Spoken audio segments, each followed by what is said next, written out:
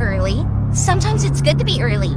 But our show starts at a specific time. You should remember that. Let's get started then, shall we?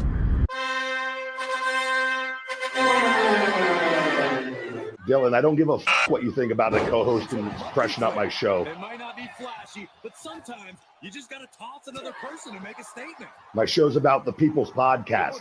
Everyone has a voice. I don't need a co-host. Go listen to one of the other 5,000 shows with a co-host because they don't have a mouth like the big guy. Opie, are you a career killer with Tim Sabian, yourself, and many others? Be myself. Never had real issues with those people. They just understood that I was a different bird. The rest of them, though, I'm like, oh, shut up. I'm paying your salary because the ratings are so good, so shut up. Right.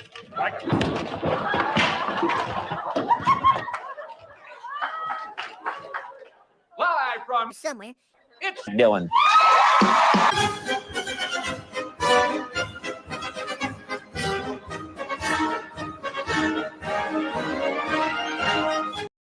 Good whatever to you whenever you are listening to this episode of Co-Host Auditions. I am your co-host Dillon, and today's host is returning. He is in the intro of this show, Opie Hughes. He is no longer deleting his videos from YouTube. It used to only exist on Facebook after a couple of days, and I had a big celebration the last time for having a better viewer base than the original video in which I was auditioning too.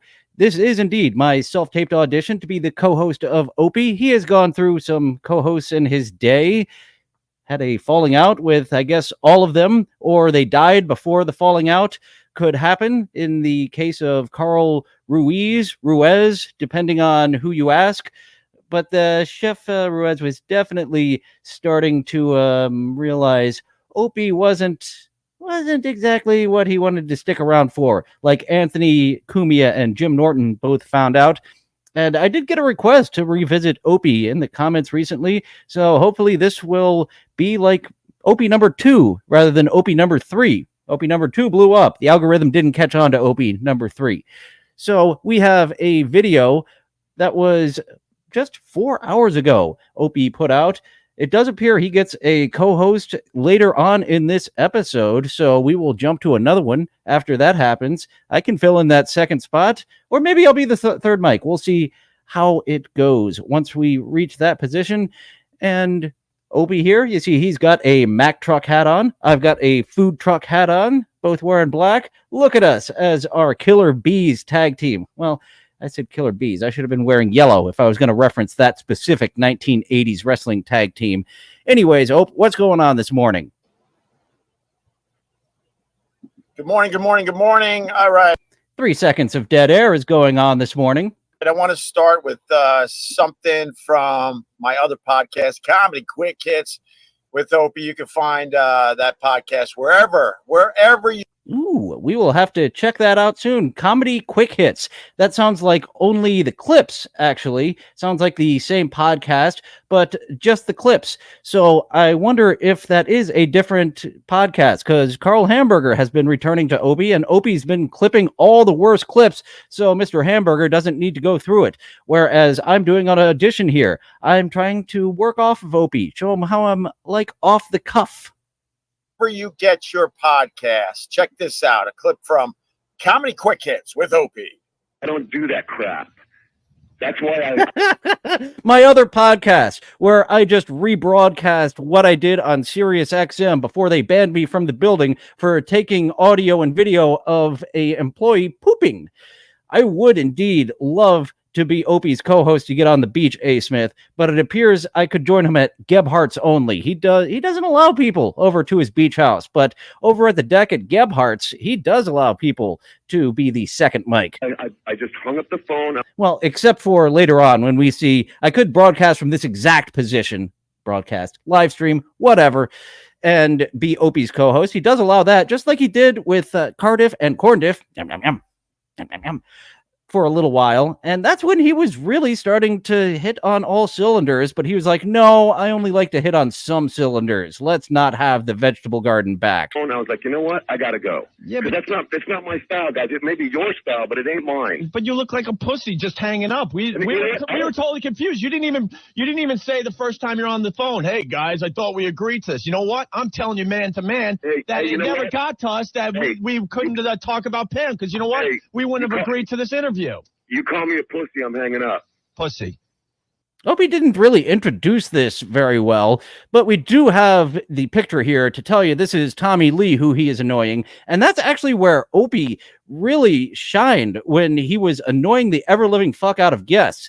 They didn't have good retention for guests coming back, because once you get that really fun fucking with them, they often don't want to return. One time it was Louis C.K. asking...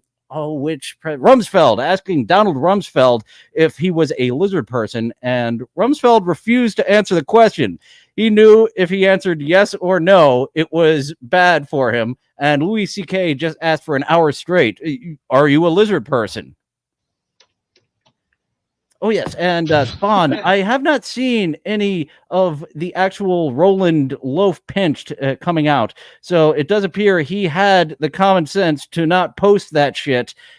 Hey, literal shit. To post that shit after SiriusXM said goodbye and do not come back to the building ever for what you just did there. And we have Luigi Greenberg getting in the first Lopey Roads. Getting that confused with Dusty Loads, baby. I am already tongue-tied, just less than 10 minutes into this podcast. And Opie Hughes, nice little drop there, Nimrob. Hopefully we can see a little bit of Opie Hughes in his new venture where he fucks his wife on camera, going by the Brent Hatley model. Jesus. Wow, we need Tommy Lee to make a good radio show. If you say that, I'll take my ball and not play. I know, man. You know. There you go. A clip from Comedy Quick Hits with Opie. It has its own podcast feed wherever you get your podcast. Please subscribe to that one as well. Comedy Quick Hits with Opie. With that, we say good morning, everybody. Welcome to another fine little live stream way out east on Long Island. And we say good morning, too. And we are a tag team that's a difference, because I have the short sleeves, he has the long sleeves with the black shirt. And hello, new girl. Love those photos you throw up on your Twitter. Me gusta mucho, a tattooed girl. And I will not attempt a British accent again.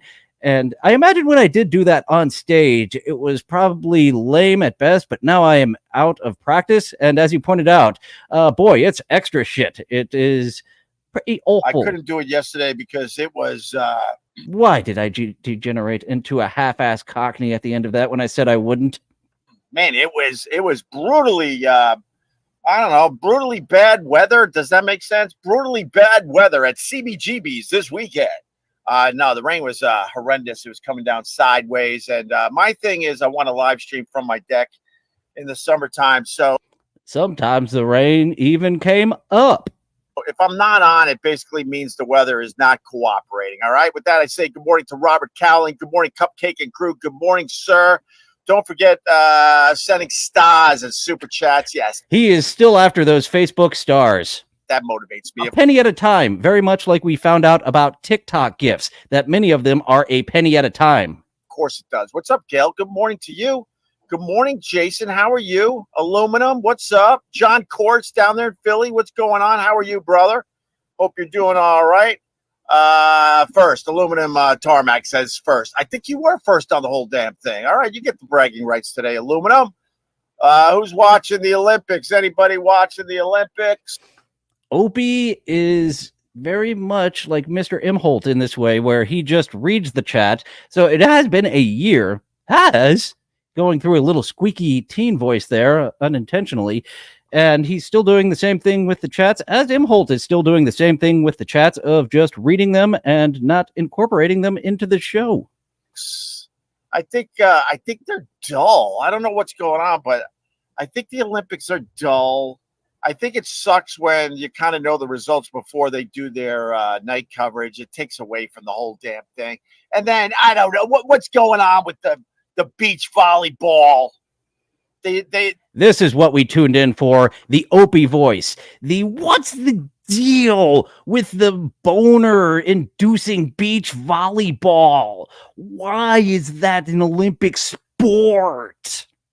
They made the women wear pants.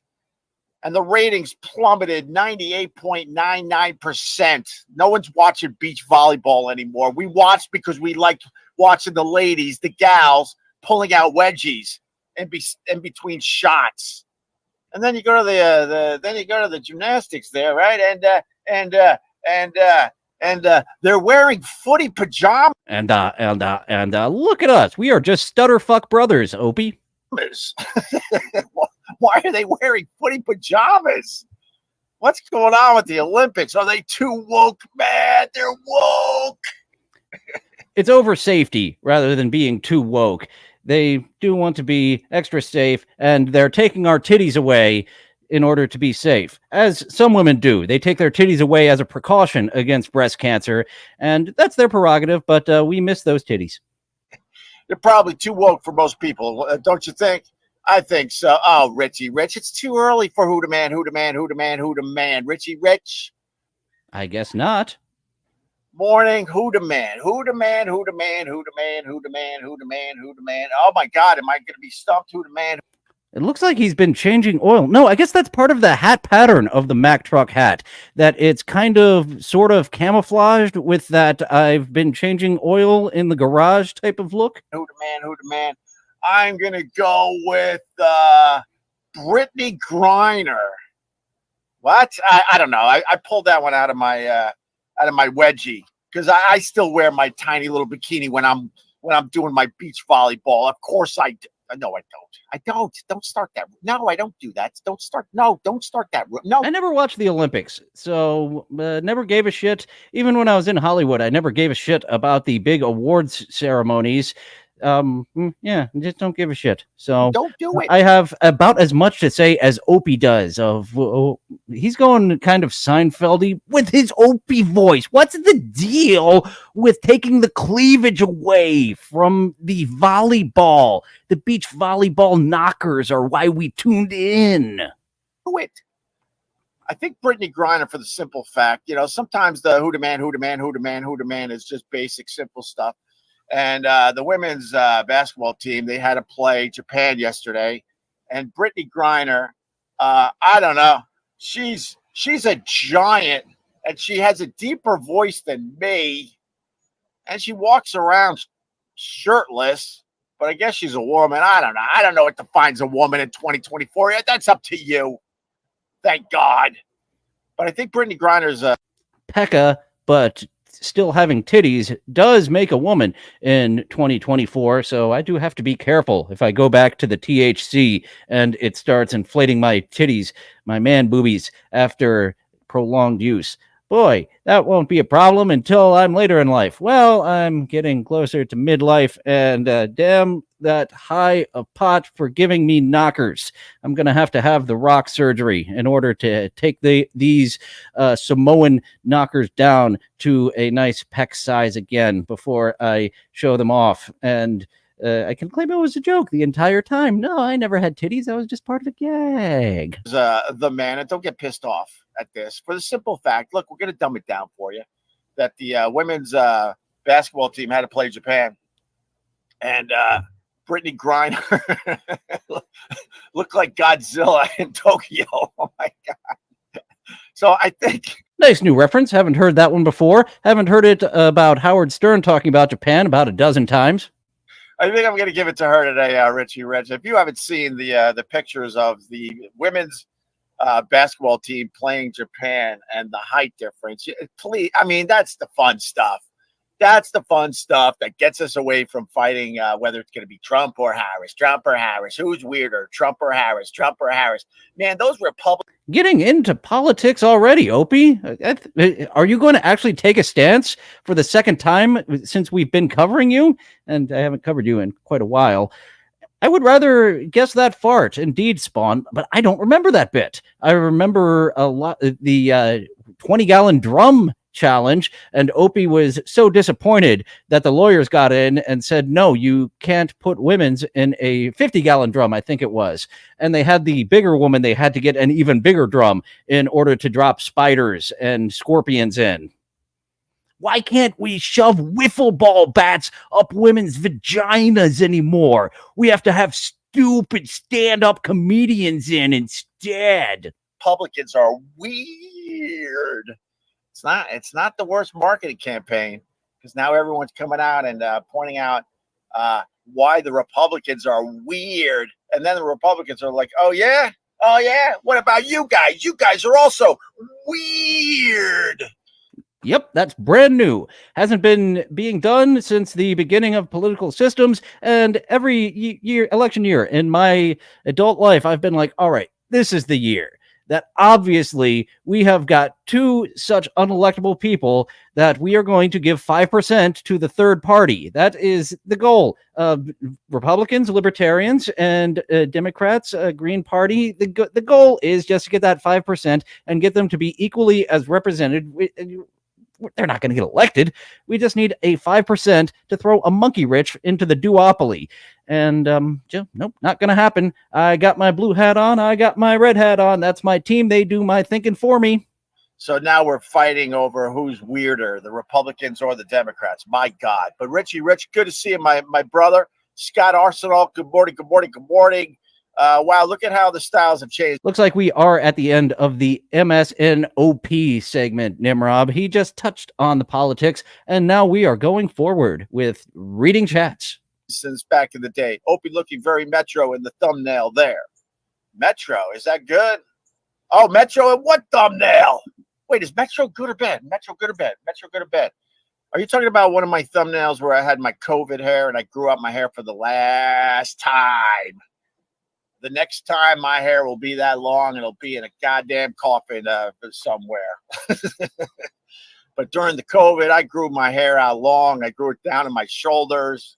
And a lot of people grew their hair down to their shoulders during the COVID. And I'm growing my hair down to my shoulders now. I think I might have the 14 inches to donate this to a wig. I do need to try something new for these ladies about somewhere, because it's just not clicking. And I think I'm definitely getting the hell out of here once my lease is up in a year and a half because of all this swings and a misses. I've got 90 minutes north or 2 hours, what is that, east, to go to a town that is a little bit more known for their oddballness.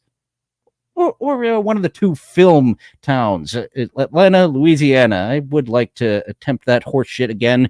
But yeah, not enough weirdos here that are into this type of weirdo. So change it up with a little bit of a shorter hairdo and see if I can get something on the way out. then my young daughter, she was, I guess, 8 at the time. She was cutting my hair every night. It was a mess. And then I decided, yeah, I look good in this picture, and that's my avatar. I'm going to change my avatar now because of you, because I don't want to be known as a Metro, I don't think. Is that a metrosexual? What's a metrosexual? That hasn't been a thing in a while. The metrosexuals just went full on bi. Is that good? Is it good to be a metrosexual? Look, I don't get my nails done. I'm not a metrosexual. Wasn't that around the time we all took those colon pills E-Rock was peddling? Can't remember the name of them. Wow, that's I just read that. I have no idea what you're talking about. If you want to explain, that would be wonderful there. Like I said, most people know more about the Opie and Anthony world than I do at this point. So maybe look at Opie getting comments from Twitter. According to my statistics here, I got 1 viewer over on Twitch. Oh yeah, that's right. I don't have any Twitter viewers anymore because I have to pay a couple of bucks every month in order to live stream over on Twitter. They saw a way to gobble up a few bucks from their loyal Twitterers. No, I'm not using X because that is just so bland. You had an identity there, and then I don't want to rant about that dummy. That dummy. Tyler Perry is the one who helped build up Atlanta, A. Smith. And you could tell in Coming to America, too, that he doesn't have the biggest of sound stages because there were some very claustrophobic scenes in what was supposed to be a very big setting in Coming to America 2, which was filmed at his Atlanta studios. I think he's got some in Louisiana, too, and could lure me back to Los Angeles adjacent, but I want to try something new if I do that again. We've got other film towns in the country. Explain my own show to me. That would be great. All right. Good day from Green Bay, Wisconsin. Green Bay, Wisconsin's a swing state. And who are they going to vote? Ooh, a swinger state. All right. Bring another state onto my radar of a possible future. For they're going to vote for the Harris or the Trumpster. It's a swing state. And then, the celebrity endorsements are coming in like crazy. And the dude. Who's the dude? Jeff Bridges. The dude says he's going to be voting for the Kamala Harris. And then someone on my Twitter, just brilliant. Let me read his tweet because I'm going to mess it up. Give me a second to get to my Twitter. So the dude, Jeff Bridges. Oh, good. He's filling the time better than Stuttering John with his looking for stuff that he didn't prepare for the show. He goes, yeah. Whoa, hey, what's up with that? I don't want. Hey, no, whoa, what are you doing to me? I just want to go to. Okay, I spoke too soon. My Twitter, jeez. Now when you can't operate his mobile device. No, stop it. When you open up your app now, it starts playing loud music. Oh my God, now it's me. Sorry. We'll get it together. I promise we'll get it together. Let me see. Well, I see Kevin Bacon's doing rock blocks. We should get into that as well. Kevin Bacon has decided that we're going to put three songs together every Monday. Kevin Bacon, if you don't know, is doing rock blocks. I wonder if he's going to be doing a 2 for Tuesday. The Bacon Brothers Band. They don't give a shit. If you don't give a shit, they just enjoy doing it, and you're going to come out because it's Kevin Bacon. The same way a lot of people came out to see Jeff Goldblum and his jazz band along with RoboCop. I never got to see them when I was in Los Angeles. Every Friday out in Santa Monica, they played, and I missed out on that. Yeah, Star Chunksta. I don't know. Swinger State does sound fun, but I do want to live in a city. Atlanta is a city. Louisiana, I haven't been to. I believe that has a city feel, but this current somewhere, it doesn't have a city feel, and I miss being in a city. I am a country boy growing up, but a city boy by transfer. So Madison and Appleton is about all Wisconsin has. And I wonder if any of them actually feel like a city. Tuesday soon as well. Or maybe the 5 o'clock traffic jam on your home of rock and roll. But anyway, Jeff Bridges, the dude, says that he's voting for Kamala Harris, right? And then this guy, Radio Dan NYC, man, he tweets he's voting for the party that will allow him to finally turn into the chick. That is a brilliant tweet right there, my friends. And then I wrote, whether you're for or against Kamala Harris, this is. Okay, you actually lost me with that. I was looking at the screen right here. Over here is my camera. Over here is my other monitor where I'm watching Opie. And I actually completely zoned out what the fuck you were saying that Jeff Bridges was saying. Is hilarious, which is true. And for some reason, I am blanking on what Bobo Cop would say, Mr. Blue Sky. You have the right to remain hard. Well, I think we do it a little different on our life. You have the right to remain hard. That is not something that Bobo would say. I immediately went to the up-down game and took a swing there, but that was a swing and a mix. Where's the joke? Sir, we're on the air. I know we're on the air, but where's the joke? A live stream. We got the Trumpers in here. We got the Kamala Harris people in here. We got the Biden people in here. We got the RFK people in here. Yeah, we do a little fighting and stuff, but we also try to. I'm an Aaron Burr person, only one of 2 sitting vice presidents to shoot a man while in office. Dick Cheney, of course, being the other one. And Aaron Burr didn't get the guy he shot to apologize. But what's funny about him shooting and killing Hamilton is that they didn't tell his wife that he got shot and killed. He had some sort of stomach illness and didn't let Mrs. Hamilton know that he was dying of a gunshot wound from his mortal enemy, Aaron Burr. Opie's streams, like when he first starts and the sun hasn't quite risen yet, they are lit very well. And then he keeps on streaming as the sun comes up and blinds his audience, and he is just a black silhouette, like he is concealing his identity from his audience. Absolutely, King Yeti. Right on with that one. Find a little common ground, and more importantly, we try to find the silliness and the humor of the whole goddamn thing. All right? All right. Hi, Linda. Good to see you, Linda. Jedi Grind, $10. Morning, Greg. Looks cold out today. It's actually very, very nice. We'll take anything today because the one thing about living way out east on Long Island, look, I know. Before I say what I'm about to say, I'm going to go, I know. But when it rains at a beach town, there is nothing else to do. And you literally just sit in your stupid house and pull all your hangnails out where you can't even hold a cup of coffee anymore because everything hurts. That's what we did yesterday. It was boring. Why do you think I'm boring? Unlike right now. Cleveland, we're not Detroit. I wish I could remember that YouTuber who makes the promotional videos for random cities. There's one for Van Nuys. I think that's it. Are you quoting that one? I think Cleveland, we're not Detroit was the big punchline at the end of that one. I think I'm talking so fast and quick today. I mean, he definitely had one for Canoga Park as well, because it was posted in the Spurgtopia Discord, and I was like, oh my God, I forgot about this guy. Van Nuys is my favorite. Excited to be back in front of y'all. Do you think you could live outside a city? Vince, what do you think? No, I don't think I can live outside a city.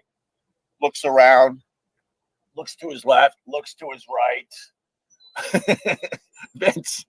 Vince, where have you been, Vince? Are you new to this whole damn thing, Vince? I live at the ocean for 3 months in the summer, solid, without stopping. And then we do at least another 2 months a year out here. So I pretty much split my time almost 50-50 between here and New York City. So, yes, I think I can live outside a city center. Michael, good morning to you. Mike Bergen Jr., one of mine. Mike Bergen Jr. is one of and he is just pissing away all those millions that he got on Opie and Anthony, which is why he does appreciate those stars and those $2 and $10 super chats, because Anthony, after funding being a nice guy to Gino Bisconti and Chrissy Mayer and a bunch of other people who didn't help make Compound Media into a profitable business, but still he wanted to have a network and broadcast from it. He is moving to North Carolina, or he has finally moved to North Carolina, and said, packing up shop, Mr. McGinnis, you can have me as part of your company. And sorry, E-Rock, I employed you for a good decade. Gino... fucking Gino. What is this guy's magic? Could he hypnotize me if I was in person? He's hypnotized a younger lady version of Dillon Mulvaney, and he hypnotized Anthony to having him on his network and drinking his whiskey for years on end. One of mine. Leave him alone. He ain't going anywhere. He's like the ambassador. What's your title, Mike? What? You need a title for the private Facebook group. What do you want your title to be? Ambassador, recruiter, top recruiter. I just know he's a good egg. That Mike Bergen Jr. Andy Vollen, good morning to you. John Courts just broadcast. There was someone saying hello in Tyler Perry voice. Morning, Opie. That's the Olympics in real time. It's not like they're on Mars, stupid night coverage. I agree with you. But they're trying to get their ratings for their night coverage. And it just stinks. They're trying to package everything. They're trying to inspire us. Stop inspiring us. No one's getting inspired by the kayak slalom. Just show the stupid stuff. Thank you. You're 100% right, man. I'm trying to watch the Olympics. You know, And I'm just going to blast through every single one of these, get them up there to make you all feel included. And thanks for asking, Levy Time. Not up yet. I do need, I think, 2 weeks once I put in the paperwork to get this to be an actual business to get all the donos set up. And some people don't set up an actual business. And the tax man could come a knocking and say, hey, what's the deal with all this money coming in that's just being given to you? That's not like all business like. I'm trying. I don't know. They had men's gymnastics on yesterday. But now that Levy Time is asking regularly, I should make the goal by the end of September because I'm a little pussy and I have never done the 1099 type of stuff beyond just little gigs here and there in Hollywood. Audience work was often a 1099 type of thing, but that was easy to take care of on the taxes. And that's the big thing that I've been a big old little wussy. Like, I want to do this properly, and I'm scared to take care of this properly on the tax forms. Yesterday, I was like, no, why would I watch this? No. And then they had like the equestrian stuff. Yeah, like we could all be inspired by the equestrian people, right? You need what? A mere. Now that I've said it out loud, by the end of September, I'm giving myself 2 months to stop being a little pussy and start doing some type of actual business stuff to get this going. And I am still 50 subscribers away from getting monetized on YouTube. So getting closer there. I guess I'm kind of waiting for it to come in line so I can throw YouTube and buy me a coffee and Patreon. And I do have a couple of ideas for Patreon shows for people who are interested in me, but may not be interested in those shows, kind of like Quincy and Blind Mike, an odd concept for fans of Blind Mike, but maybe not the best show for just throwing it out there because it's just so obscure.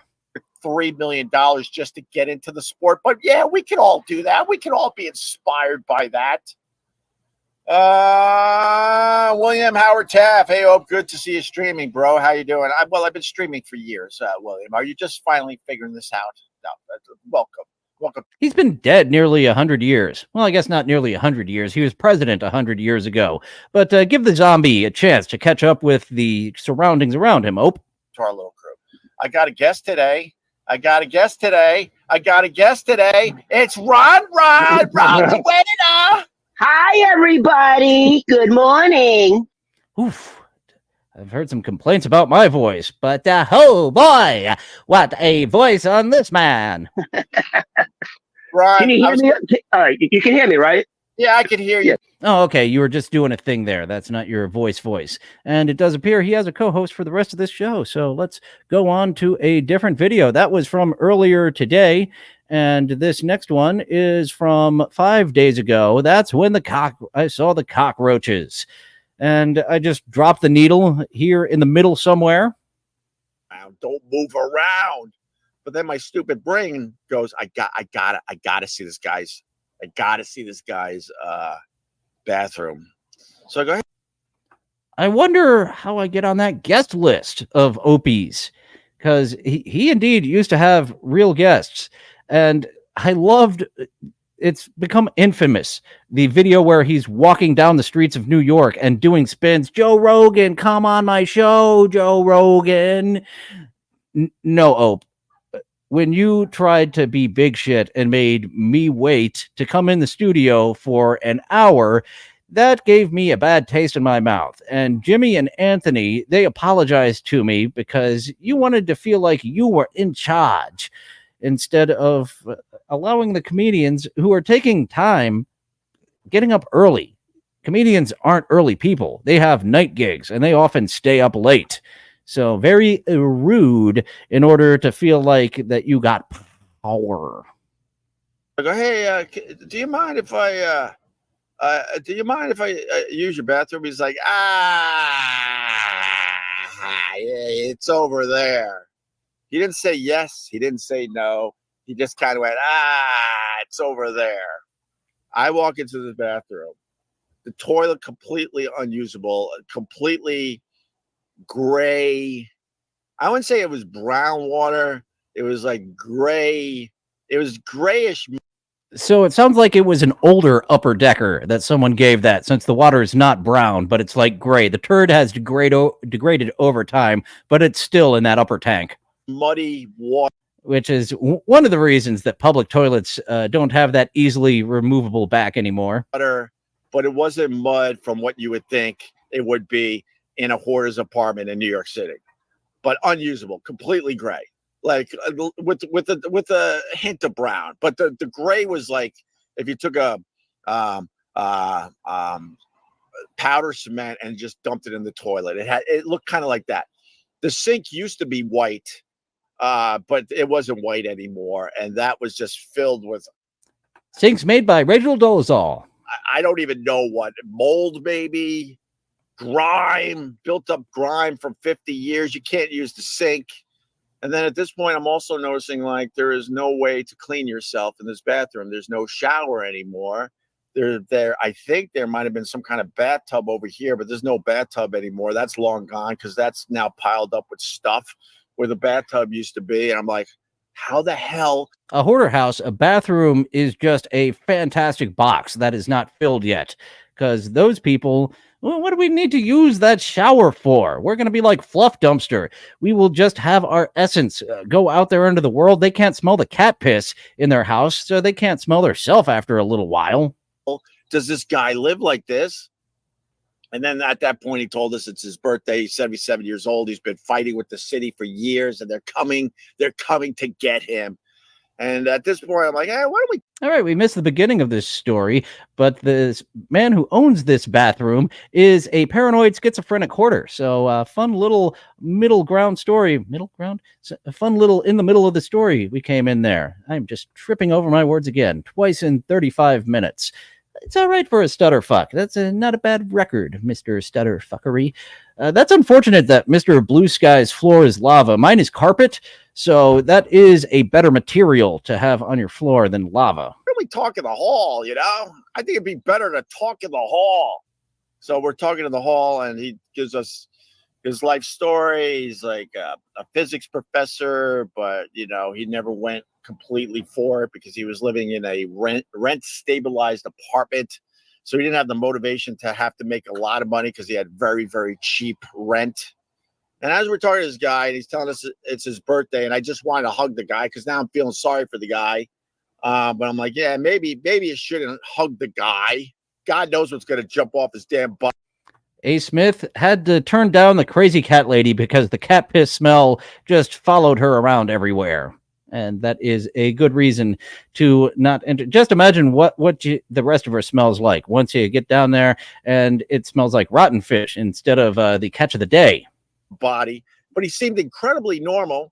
He seemed of high intelligence, but he's living in complete squalor with a whole bunch of cockroaches. I didn't see any mice, but he was bitching about the mice droppings. He's like, they're saying I got mice droppings over there in that pile over there, and they found it over here.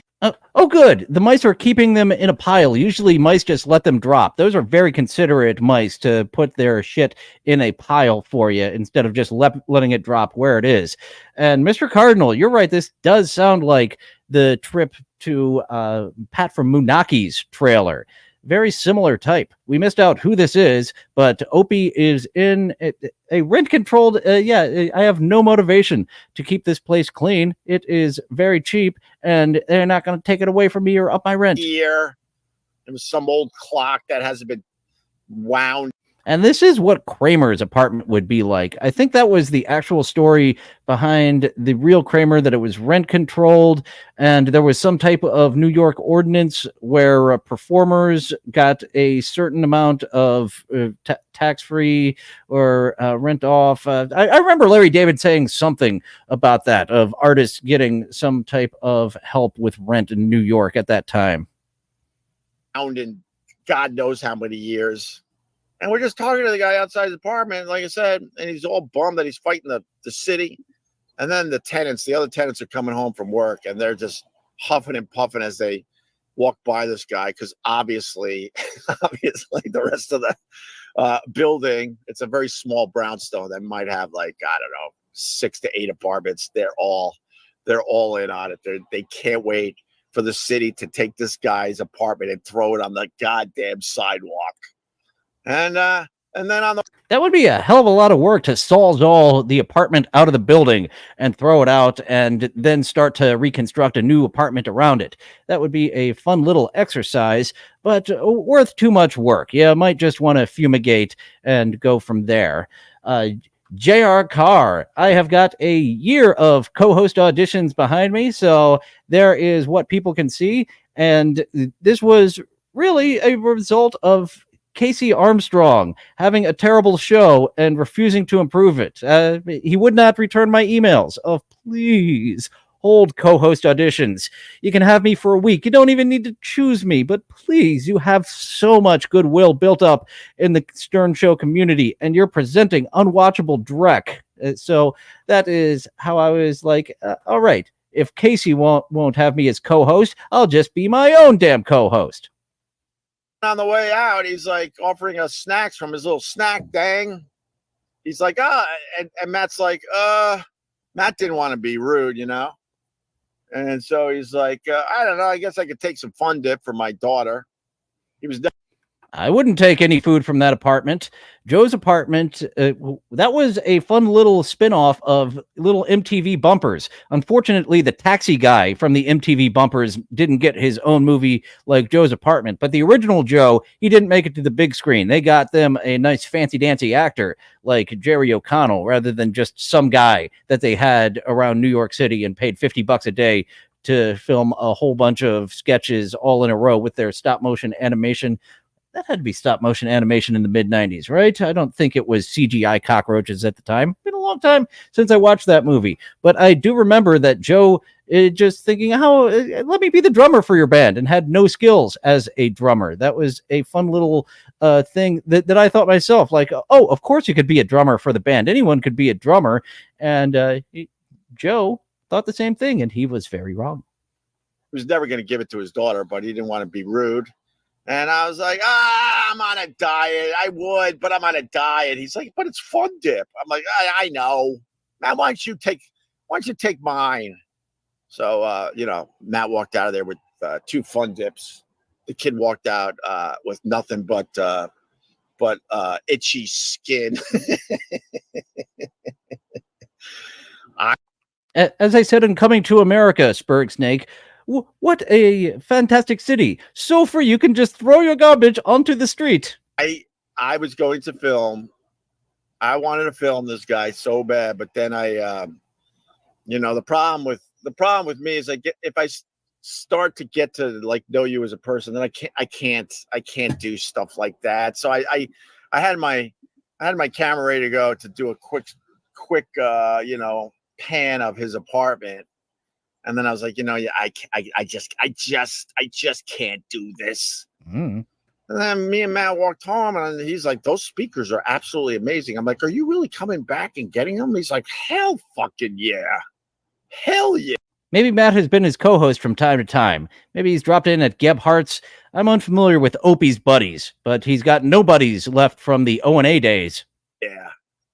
But I'm like, make sure. Anthony turned everyone against me. It wasn't my fault and the way I treated them at all. It wasn't because I would literally snap. And when I heard Anthony giving the critique that people don't like being snapped at, I thought he was talking about like yelling at them. And then he went into more detail of just Opie like garçon over here for different staff members.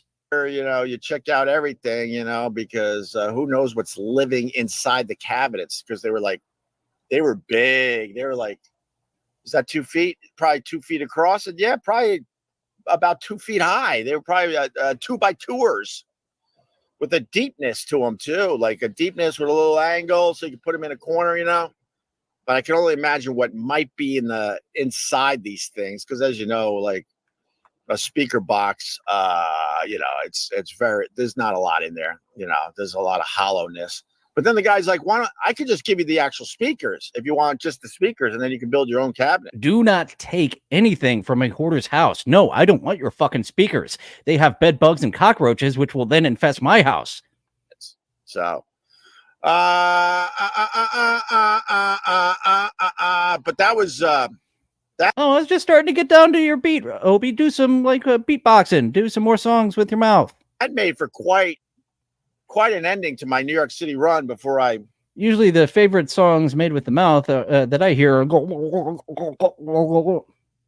before I jumped back in the car and made. What a weird combination of words I just threw together. Songs made with the mouth. Back out to the fine ocean, but oh my God. Oh my goodness. Jedi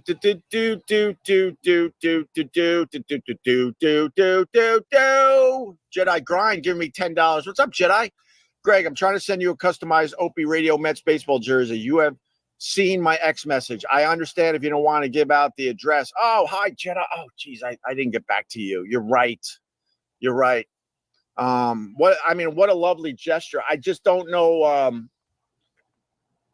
And they look really nice. I just don't know if I would. Let's jump ahead a little bit.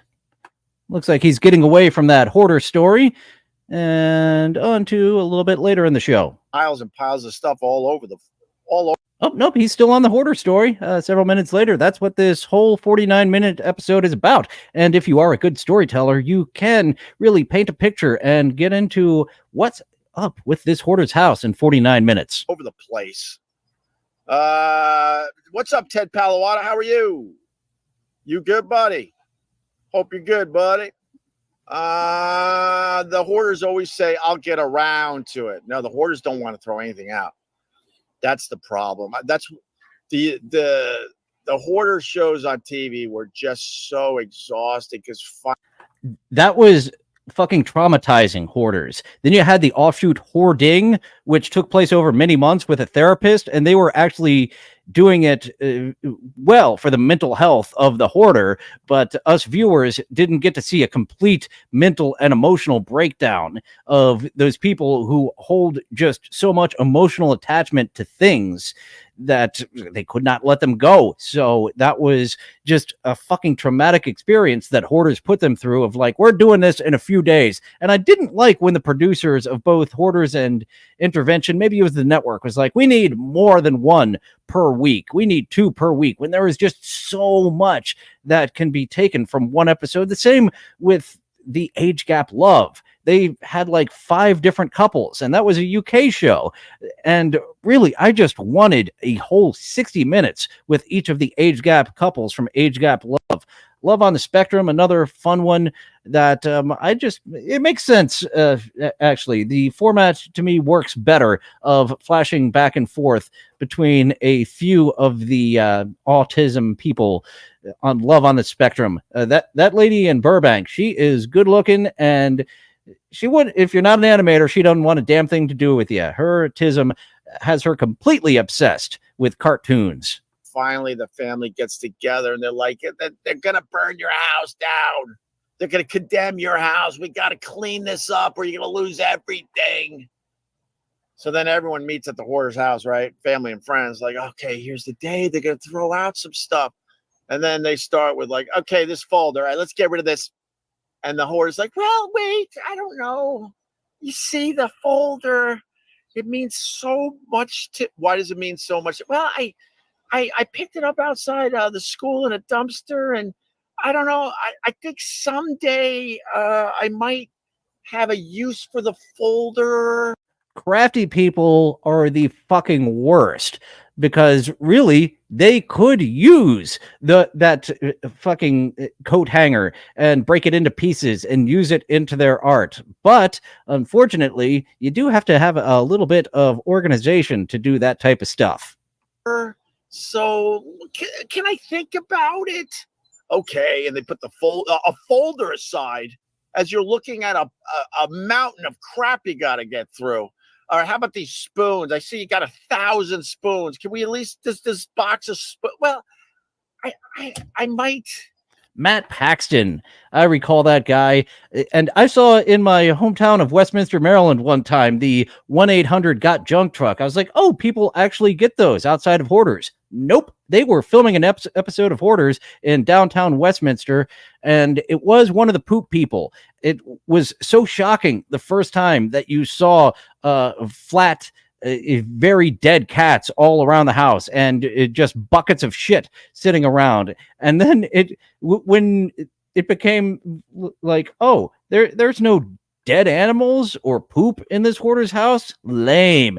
It became normalized after a bit on Hoarders. I might throw a party for 100 people one of these summers, and instead I would hate to have to buy, so I just want to hang on to the spoons. Yeah, but you don't have the forks and the knives and stuff. Well, I think I might actually around. You really don't see fork and knife collections, but you do see spoon collections, even the people who aren't cooking on them. And this guy, you need to surround yourself with the proper team. Bubba the Love Sponge and Opie surrounded themselves with the proper team for a few years, and then they didn't have the right team. Despite the fact that Imholt still holds Bubba the Love Sponge up as the number 2 radio guy ever, and himself as number 3. What a fucked up scale that is. Of the number 2, Bubba the Love Sponge, when he exposed himself, when he ran off his entire team of Manson, Hatley, and the other people who were around in the Sirius XM days. Around here, now that you think about it, let me look around. So I have a complete set. So, yeah, I don't want to throw the spoons away. And this goes on for hours. Actually, yeah, you're right. There are knife collections. There are Swiss Army knife collections, but a table knife collection is what I was specifically talking about. People don't have a table knife collection. Oh, nice little pause there. Hours and hours and hours. And the whole house needs to be chucked. And at the end of the day, the family and friends got together. So they throw away a grocery bag's worth of stuff. That's it. Those shows are exhausting. Hey, looking a little chubby. What you been eating on, bud? Chris, can you go away? We don't need you here. You're just being stupid. Shut up. Stop talking about my belly. And you can't see how out of shape I am. Right here, it looks like I'm in shape.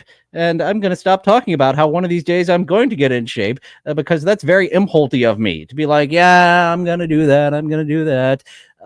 But the thing I have been talking about, that Levy verse, that beloved chatter pointed out, is it is time to get that business license and take that leap into the scary world of taxes for your own type of business. And I can write shit off. That was something that a podcaster mentioned to me. I had a random run-in with him after I started this, and he mentioned all the business write-offs of trips that he did. So that was a big thing of the Los Angeles trip that I wanted to take, was it can be a write-off as long as I do stuff with Hack Ride, Dalish, whoever the hell out there. It's a write-off. I did stuff. It was for the business. I've actually losing some good LBs out here this summer. Thank God. But anyway, Vincent Scaramuzo, but are the speakers filled with roaches, which will then infest GEP5? Yep.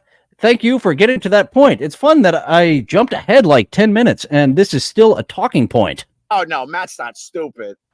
I go, you're not bringing these speakers into. He goes, fuck the hell no. Because I'm going upstate, so I'm gonna put them in my van and drive them up there, and then absolutely inspect them and spray them down and take them apart. Oh God, no, they'll never set foot in Get Parts. But Matt's not stupid. He ain't stupid. It's funny running into people who are on reality television shows. Luigi Greenberg's dad made an appearance on My 600-Pound Life, but he wasn't the subject. And I stumbled across a virgin dating show, and there was a woman that was having a date with the virgin with the cameras and everything. I was like, that looks just like Stephanie from who I worked with in Mount Airy, Maryland. And then it pops her name up, Stephanie. I'm like, oh, holy shit. Of course, Discovery has a presence there in DC, Baltimore area, and they were filming this show around there. And I never got to ask her about her appearance on Dating with a Virgin. They didn't tell her what the show was about, just that they were going to film her date with this person, and she was able to jump to the conclusion, are you a virgin? It was quite obvious after a little bit part of the date. I only saw that as a special. I don't think it was actually a full series, which is unfortunate. We could get King Nobody and Virgin at 41 on there. King Nobody does need his own TV Opie show. Undercover Hoarder stream would have been epic. I know. I just felt bad when the guy was like just being a really genuinely nice guy. He seemed like he had a heart of gold. I'm going to run into him again because we invited him to Get Parts for a beer. I mean, you know, we'll have the beer outside. If I join you at Gebhardt's for a beer, I could write off that trip to New York City once I have my business license. I do need to find out what files I need. I went to re-up my tags recently, and it has there on the options that you can do of register for a business. I do believe I do need a big old package of papers. I could just wander in there and be like, hi, I'm kind of wasting your time. What papers do I need to give you next time that I come here to register my business? Side on one of the barrels that Matt has outside. We'll have a beer outside. Hey, can I? No. We can no. What do you mean? A kid use your bath? No. The bathrooms aren't working right now. Well, can I just go? No. It's okay. Let's just hang out here and have a beer. But I want to get him on a future live stream because I really want to know his story. He's definitely a loner. Something went horribly wrong in his life. He's well educated, or so it seems. You know, was that the guy who we saw at the other video? This is just 5 days ago. He said, I need to get this guy on a stream. So maybe that was the hoarder he had on earlier in this episode. He called him Matt. We'll have to double back and see that. Or actually, we're getting to the time where I'm going to start wrapping up. And it's really small, being the third mic here in this co-host audition. So we don't know how financially set Opie is, Sam Bibley. That was a lot of speculation when Opie wouldn't pay for his garage spot anymore, and he would just take such a hassle to move to the different sides of the street for the street sweeper to save that $600 a month that he refused to pay. And that was speculation of, did he blow all his monthly? I combined that month with Anthony because I was about to say Anthony said that there's no way that he's pissed through all that money. We have gotten ungodly amounts of money during our time in radio together. There's no way he's pissed through that. But having a big penthouse in Manhattan and having a beach house there in the Hamptons to compete with Hamptons Howie, that does drain. So, and he hasn't had a paying job since Westwood 1, and there was a long break between Sirius Radio and Westwood 1. So, I am sorry for that mouth noise. That was a big audible breathe in. That was supposed to be just a little. But that is a big question that a lot of us have of Opie's financial stability. Even Anthony is moving. He sold his bachelor pad McMansion, as Red Bar called it, his Sopranos superfan McMansion in whatever the fuck part of New York that was, and moved to North Carolina. And he's Anthony had to stop the bleeding of the Compound Media Network. It was very charitable of him to keep around people who didn't bring in the money, like Chrissy Mayer and Gino Visconti, for all those years, and be a good friend to them. But he is now getting paid, or he's a partner there with Gavin McGinnis, who runs his business like a business and isn't doing favors to people, as Anthony Cumia did, very Tony Khan style, with his Compound Media. You know, that part of it was very believable. But in the end, man, he didn't do much with his life, and he ended up in a rent-stabilized apartment in New York City. And he lived there for 50 years. And he was celebrating his 77th birthday with me and Matt and the cockroaches. But there you go. Monthany. That is the Miss Flo that we will call Our Lady. Wiki and Monthany. No, but I just couldn't film the guy. Hey, what happened with your interview with Dwayne "The Rock" Johnson back in the O&A days? I heard he stormed off and accused you all of racism. Did you ever apologize, or was it just a stunt? Man, I hate this question because I literally answered this question on the live stream many times over the years. Jesse the Body Ventura definitely came off with hating Jim Norton and never coming back. I've heard that one. I don't recall the Rock's appearance in which he got all pissed at the guys, but the Jesse Ventura, that is a classic. A lot of Clippers have that on their channel. of riffraff haircut. That got the biggest laugh out of me. Jim Norton calling Jesse the Body Ventura riffraff haircut. Years. No, in the end, The Rock got along with Opie and Anthony. Riffraff from Rocky Horror. He did have to put that little extra to remind people who the fuck is this riffraff person. And Jim Norton does the movie references right. Fucking Imholt and his movie references. He doesn't do it right at all.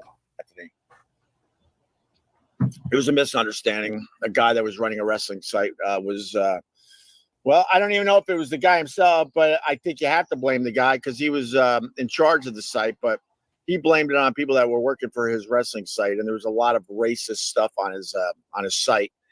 And that guy happened to be in studio when The Rock came in. And because he was a wrestling expert, I'm like, hey, blah, blah, why don't you ask The Rock a question? And as soon as The Rock heard his name, he knew about this guy. I actually had heard of Riff Raff, the rapper. It was when I was talking to an Uber driver once, and I think I was just referring to street people as Riff Raff. I think he was a Russian guy, had never heard the term Riff Raff before, and was asking what it meant. He was familiar with the rapper, but unfamiliar with it being an actual word. His website, the racist crap. And he goes, if you're associated with this guy, I can't be part of this radio show. And he stormed off. And then I basically said that, you'll never be as big as Opie and Anthony. I showed him that day. Swing and a miss. The Rock still very huge, losing popularity by the day, but still much bigger now than Opie. I almost did it again. I just can't stop combining Anthony's name with a word that I'm saying right before Anthony. And then, long story short, is a misunderstanding. We were in good standings with. I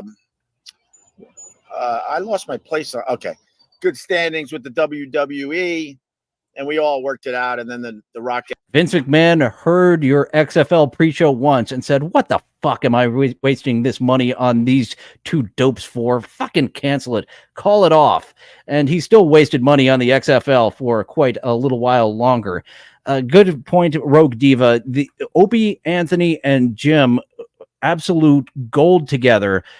Jim, not a good first mic. Jim and Sam, the undead zombie of Opie and Anthony, which it's become known, not a solid program. Jim Norton as the third mic, incredible. Jim Norton as the first mic, and also I theorize it's because Jim Norton also has gotten a lot more mentally well. Unwell Jim Norton, I think, was a much more entertaining person, as we have with like Greg Giraldo when he was alive, and Dave Attell. There's evidence of him being a complete wreck in life, but one of the funniest people around. So Anthony, also, yeah, as a second mic, he was better than the first mic. I do enjoy clips, but I've never subscribed. I've never watched a whole Anthony Cumia show all the way through. So I agree there that when they separated, that together they were Voltron. Separate, they are not even a singular droid. Zord. They were like the Megazord, but separate, they were like the Power Rangers without their costume, without their Zord at all. Rock ended up coming back on our show a few times after that. Oh, is Riff Raff part of the Loserville? And I just found out that Corey Feldman refuses to pronounce Loserville. Loss Arvile or something like that. Corey Feldman refuses to acknowledge. He's got that song of the joke, but he is still not in on the joke. He is still having public flip outs at his band on stage. And there's 4 acts on there. I thought it was just 2, but Corey Feldman is the opener. If you aren't the first in line and go immediately to your seats, like if you stop to get a beer, you might miss Corey Feldman's act because Fred Durst knew where to put him in that lineup. The other 2 middling acts are actual people that want to be seen, not just a big old gag that's getting a few extra dozen tickets sold like Mr. Joke Feldman is. Reference that and laugh. In the end, we had nothing to do with the guy personally. I had no idea that this type of thing was actually on his website. So it was a huge man. So there you go. That's the short version. A. Smith, I could really go down the rabbit hole of how much of a great wrestler that Val Venus was, and it was time to change his gimmick away from the porn star, and then they changed him right back after he was Sean Morley for a little bit. But I will just stay on the outsides of that rabbit hole, mentioning that, and return to Opie rather than spending an incredible amount of time on that.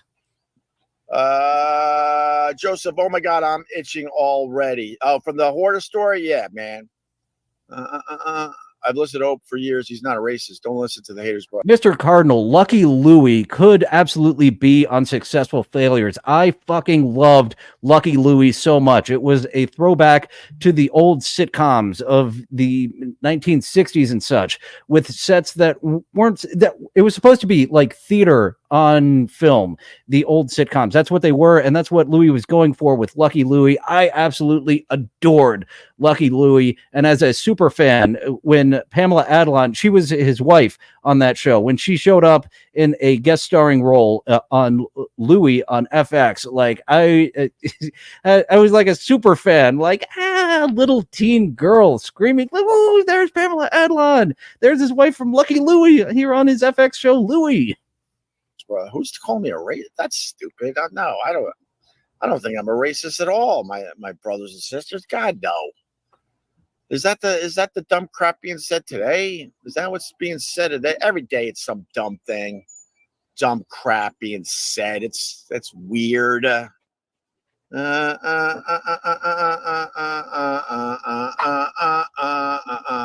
just heard some. We got some workers next door. Oh, come on, whistle it so we can remember Raising Arizona.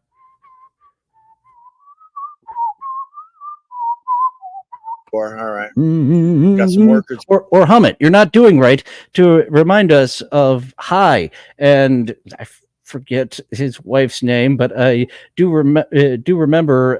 Oh, fuck. I was going to say Anthony Jr. It wasn't Anthony Jr.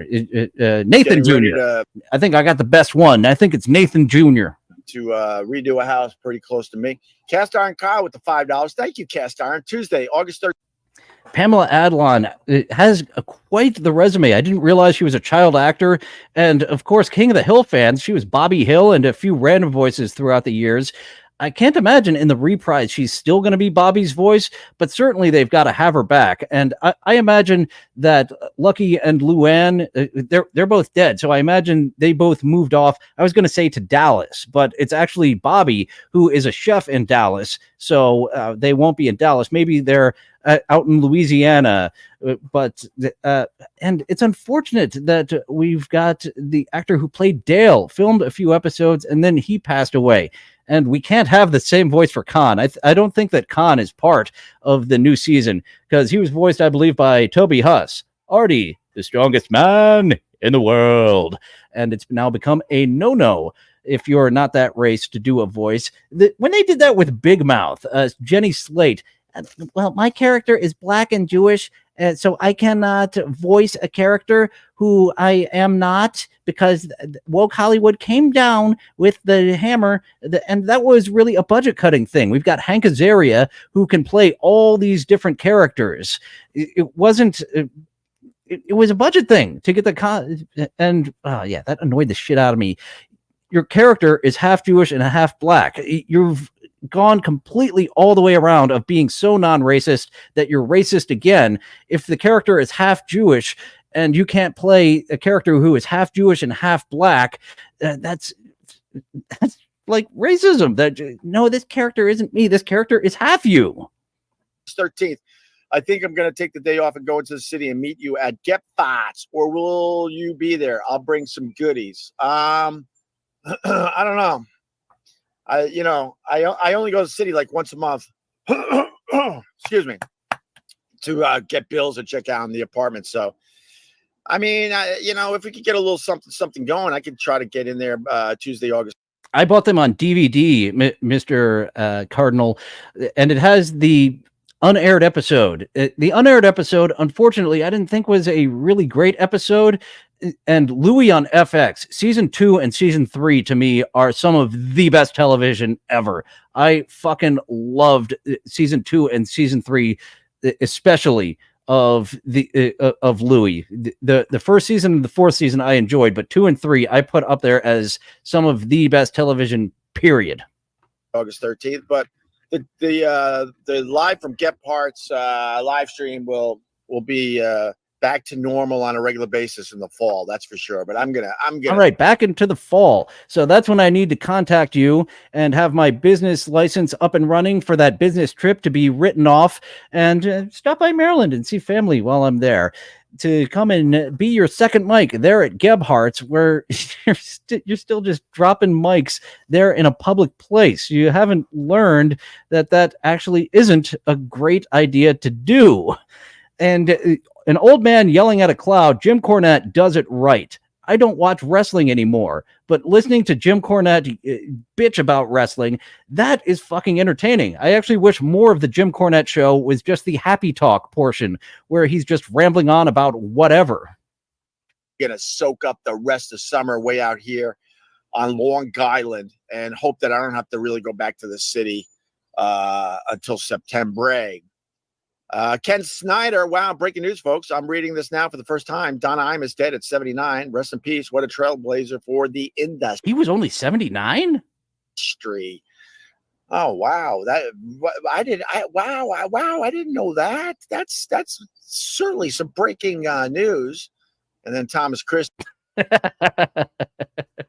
He's saying that is not breaking news. Imus has been dead, motherfucker, but the spirit of Imus lives on as Howard has become everything that he hates in Don Imus. Someone put together a video on YouTube of Howard bitching about the young wife with the loveless marriage and the Hayton hat that he wears, and Howard just to a T. They have photos of Howard bitching about all those Don Imus traits that he has now taken up.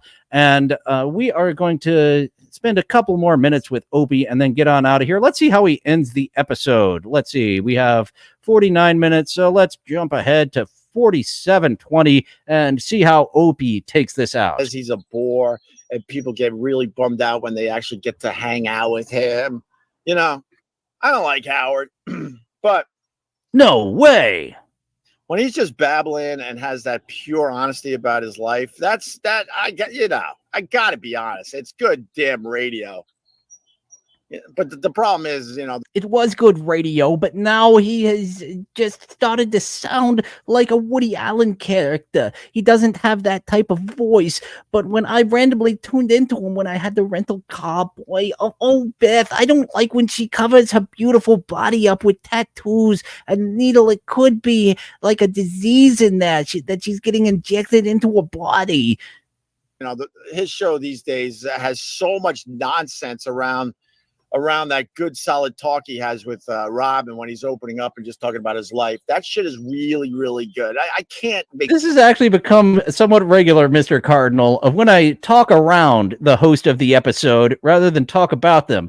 That's how we started getting the Ray Pruitt references, was a psychologist, a lady talking about dating that was just blah, blah, blah, blah, rather than having something interesting to say, started talking about 90s hotties, and that Ray Pruitt reference dropped then, and Ropey Loads dropped just an episode or two before or after that. But that was, sometimes we fail our co-host audition by not adding to what our host is saying, but rather going off on our own tangents. And we can't see if they would pick up on our own tangents because this is taped. Make believe it's not taped because it's the 90s. I'm not that person. That's why I make fun of Biden and Trump. I just try to tell it like it is.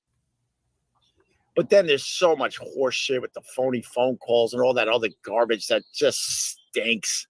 He should just get rid of everybody and sit there and just... Richard and Sal do not stink. Richard and Sal are mad fucking geniuses at phony phone calls.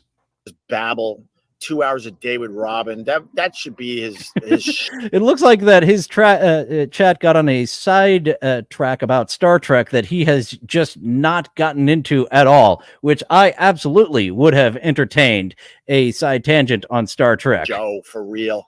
And then do one of his dumb celebrity interviews. But he kept me entertained because I left late and I was very, very tired and I needed something to listen to. There you go. You're doing your Woody Allen voice for you, but Howard does that as well. Well, not the actual voice, the content of what Howard says. So, and that was it. I could get into it a little more on the next live stream, that's for sure. Guys, if you gave me some bucks, holy crap. I think I made a few bucks today. Oh my God, you guys were babbling the whole time, and I didn't move through the chat today. And it was the last episode I was on with Opie when I talked about how the Democrats, their strategy is going to give the company man of all company men, Biden, his night-night pill, and he would take it, and then the vice president would do just enough good things for the public that they would be inclined to vote for her. But they did not take that strategy, to my surprise. And here late in the game, they're making the switch, realizing, last time Biden got all those votes because they were votes against Trump. And now a lot of people are going to be voting against Biden the same way they voted against Trump. And that's really the election. You're voting against rather than for at this point, which is why fucking 5% of us, 5% of voters, get that third party to be recognized and throw a monkey wrench into the duopoly. Today, now I feel bad.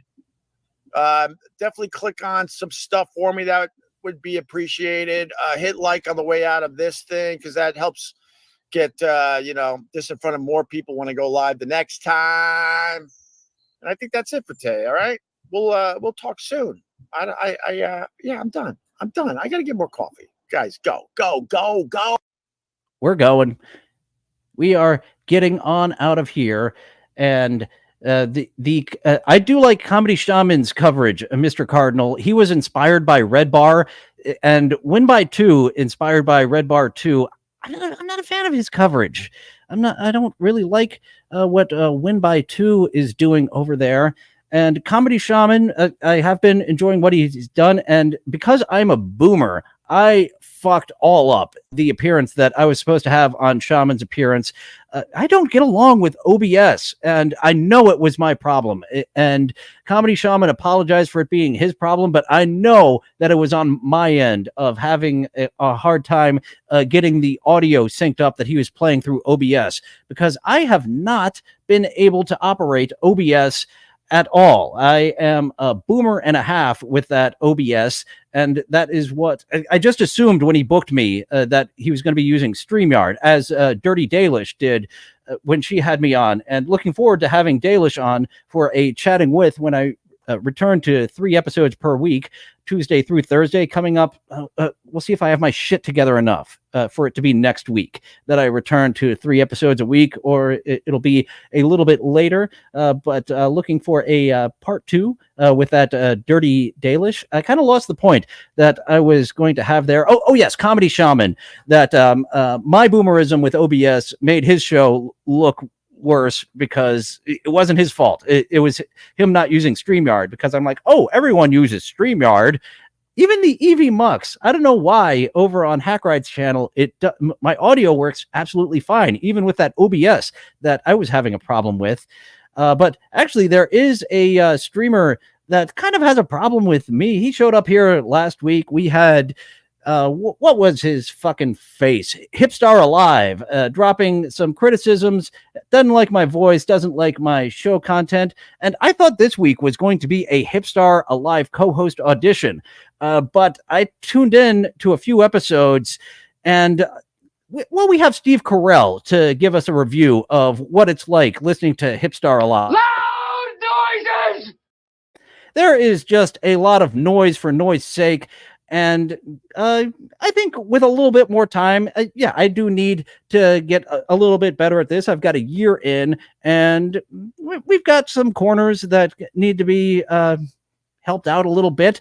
But The Simpsons, they also watched what Hipstar Alive was doing over there, and we'll see how that went. Raw vegetables, especially raw vegetables, harder to digest. So if you're not cooking them all the fucking time, then you know it's. I'm a small guy. Yeah, a bit too much of some quick cuts. There is some Adult Swim isms in there, and I think with a little bit more practice, he can get that Tim and Eric type of feel down. But right now, it's just someone who is loud for loud's sake. Loud plus something, loud multiplied by something can be funny, but loud just to be loud, throwing some extra noises, throwing in the middle of when you're talking, some kind of like a radio DJ of in the middle of talking. Let's throw some beats in there because the music only stops twice an hour.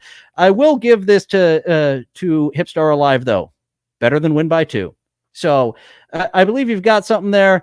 Loud can be fun, but I don't think I'm really going to take your advice because you have near Blind Mike types of subscribers, but the same amount of live viewers that I do with only a few hundred subscribers rather than a few thousand. And your total numbers are only slightly more than mine. Whereas having a subscriber base similar to Blind Mike's and Blind Mike having thousands of views per video and you having thousands of subscribers and having just a little bit more than me with not even the 500 subscribers, I don't think I can take your advice. And the burping on camera, that's an old Howard Stern thing. And sure, it was the 90s. It was gross out humor. It was Ren and Stimpy time.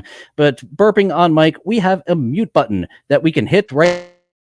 It will absolutely take out anything that we don't.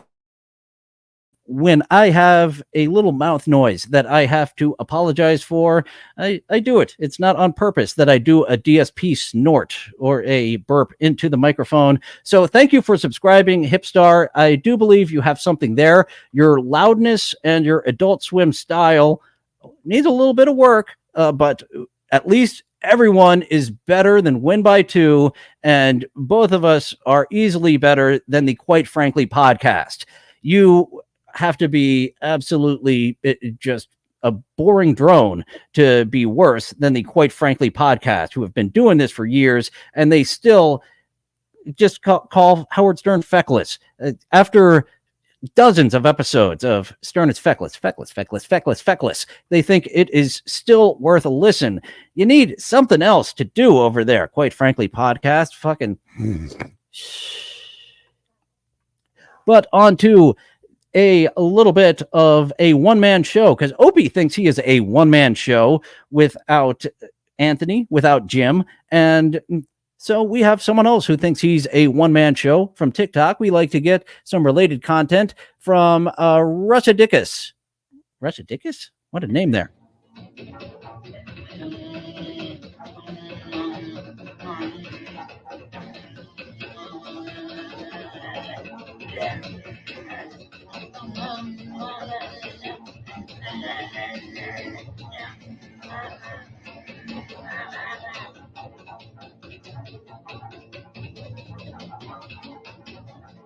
And we've seen some one-man bands on TikTok around the clock. We haven't seen someone quite like this. We've seen the guy who is in Cleveland, Chuck a Buck in My Bucket, but he hasn't used this type of musician combination.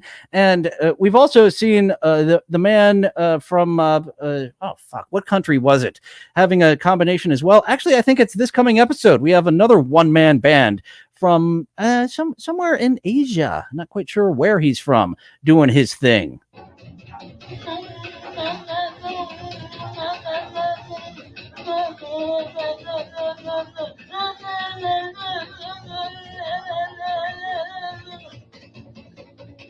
And he's not really getting that recorder sound out there up his nose.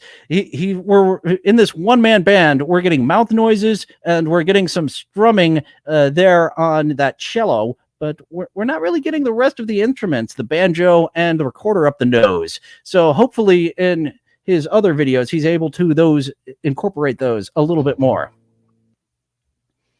Oh, Howard still burps on mic? We've got Tracy here with the Howard Stern report that he is still burping on mic. And despite the fact that he has basically denounced Howard himself of 20 years ago, still with that gross out humor. No, Howard, that is no longer fun. But what is fun are clown ladies. And this clown lady is named Peach.Toot. So her farts smell like fruit. Daddy, help me! I'm just going to going to knock their brains out with the hammer. Okay, well, you know. So she is going to knock our brains out with that nice big old mushroom. Hopefully we are on a psilocybin trip when she knocks us out. And at the height of pleasure, that is, if you're going to kill me, that was a Tales from the Crypt episode. I believe Kevin McCarthy, something fucking McCarthy, I forget his name, and Mariel Hemingway. She was fucking him to death in that episode of Tales from the Crypt. Not the scariest of episodes, more a fantasy of being fucked to death than a bad dream. Honky ponky clown pussy, clown pussy, clown pussy, honk, honk. And we do see a lot of clown ladies using that audio. There's very few that actually do their own material, like the what is it, the Starlight Odyssey, and we do have the financial clown. Why can't I remember her name? She does her own bits. A lot just show off their clown boobies, and here we have a bearded lady clown. Clown pussy, honk, honk. So that was Peach.Toot. That was Opie on Cohost Auditions, his fourth time around. That was my react to Hipstar Alive, giving me some hints on how to be better. Oh yeah, he offered some classes. And I would have to say loud is fun, but you need to add something to that loud in order for it to be something different than loud. And that's why I'm not going to cover you on Cohost Audition. I'll preview a few more of your shows, but it's loud for the sake of loud. Well, if I do cover your show, the high anxiety Dick Van Patten death would be a good intro for it. You know, I like it when you're loud. So we're going to get on out of here. Spawn, not a fan of lady farts, but he is a fan of dude farts. I find them all funny, especially when you light them on fire, because who doesn't like a little fire trickery going around? And yeah, I'm wrapping up here. Oh yes, a little bit of a shill segment to ask you to like, subscribe, hit that notification bell. Tuesday through Thursday is when I go live regularly. Still not back to the Thursdays yet, but 11:30 a.m. Eastern on all those days. And I will have some chatting with beloved chatters. Returning to the rotation, Luigi Greenberg, Dirty Dalish, and hopefully I work the schedule out with Dr. Steve, who has given me a thumbs up, but he hasn't given me a thumbs in yet for an actual date in which he can come on, because he's as busy as a doctor. So we will add that to the rotation. And Spurg Snake and I believe, will be covering some Tales from the Crypt. And then after that, we will throw a new lolcow into the rotation. He sent me some audio files that I was after. So thank you for that. And I would like to get one other beloved chatter in on that, someone who's into creative writing. So we'll see if he is in for that. And fart equality is what we are after. Spawn is not in for the fart equality. And it is funny how queefs, some guys are like, ha, lady farts are funny. Queefs, ugh, it's just a fart from the other hole. It is funny. The young ones from the UK, Rogue Diva, that one is new for me. And successful failures, when it does come back, we will have to take it to Rumble only, or have it only be a discussion show, because YouTube, even after I get permission to play the clips, they're like, forget about that permission we gave you earlier. We're taking that shit down. So that'll have to be a Rumble only show when I return to it. And I do want to have the Tales from the Crypt show over here on YouTube. That's a nice little publicity stunt for Halloween. So that'll be mainly a discussion show and very light on clips, the way that YouTube has been taken down shows with clips. So yeah, unfortunately, that no more successful failures on YouTube. But yeah, we'll have to take that over to be a Rumble exclusive show, and I don't have a Rumble yet because just like turning this into an actual business, I am just stumble fucking around and being kind of a lazy bastard. So I will have to get right on that as now, actually, not later. Do it now. Do it live. I'll write it and we'll do it live. But that was it for today. And oh yeah, we definitely have side tangents about movies and television shows. Bang, you died. We get off on those. There was a Sopranos like 10-minute conversation. I was annoying some of the beloved chatters on with the Imholt coverage. But yeah, I am a movie and TV guy, and I like to work it in. And I do believe, and the beloved chatters agree, that I do it much better than Imholt. He does it like fucking garbage.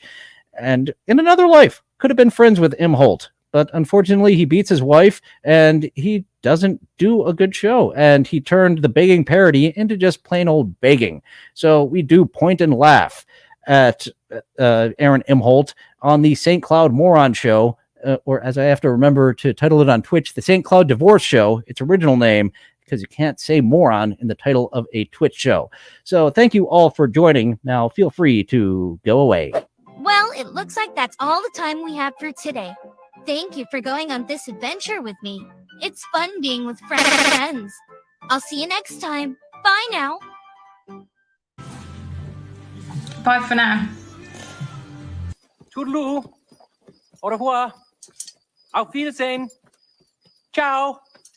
Ding dao day. Places all. All join hands, circle left. Now circle right and listen to me. LS, MFT. Elementary corners like swinging on a gate. To right to your honey with the right to left date. Grand right and left around you go. Lucky strike means fine tobacco. Meet your honey and give her a whirl. All swing around with the little girls. Smoke 'em, then you'll see. LS, MFT. Promenade and don't you fall. Promenade around the hall. Lucky strike is first again with tobacco men. Promenade straight down the pike. It's time right now for a lucky strike.